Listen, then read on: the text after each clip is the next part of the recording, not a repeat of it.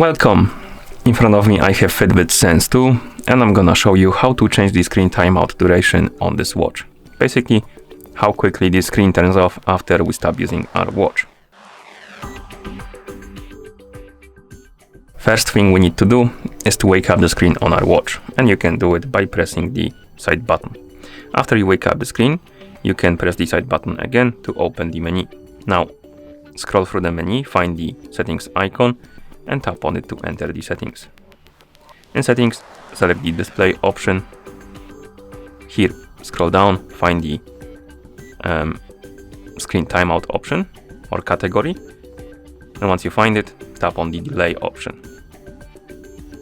And it will open the list of durations. As you can see, we have 6 seconds, 8 seconds, 10 seconds, 15 seconds, 20, 45, and 60 seconds.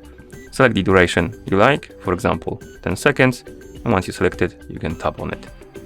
And now my screen will turn off automatically after 10 seconds of an activity. So if I won't do anything on the watch for 10 seconds, the screen will turn itself off automatically.